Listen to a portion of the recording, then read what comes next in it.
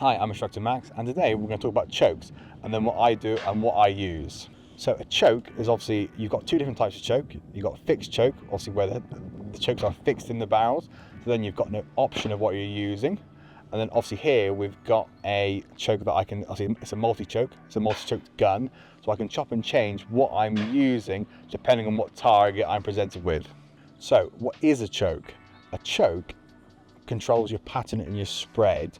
Doesn't control your power, doesn't control the speed. It purely, obviously, depending on what you're using, widens the spread or tightens the spread.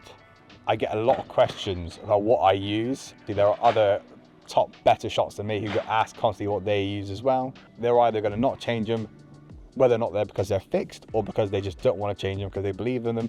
Or you've got the other side of it, which people will constantly change chokes depending on what target they are presented with.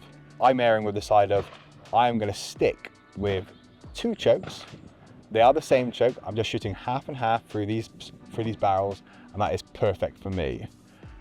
Previous guns, I've gone quarter and half, 3/8 and 5/8, but I wanted to do a little bit something different with this gun and just keep it the same. There's nothing stopping me from putting something else in there, but this is the way I want to shoot it. So, is there an advantage to changing chokes?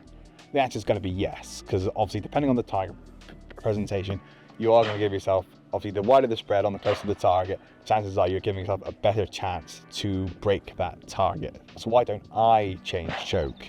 I put so much value into my hold points where I'm looking, and you don't see me generally miss the close stuff. Generally you're going to see me missing the stuff that's further out, that I'm more likely to miss. I take a lot of pride in being able to hit the stuff that people say is around your ears. So even with a tight choke, I'm generally still going to hit it. Admittedly, there is a few targets recently that if I opened up, well, there's a few presentations at the moment that I am missing, funnily enough. So generally, if we talk to certain people, they're going to go, what choke are you using? And then I'm going to say, I'm using half and half. And they're going to go, ooh, that's too tight for that presentation.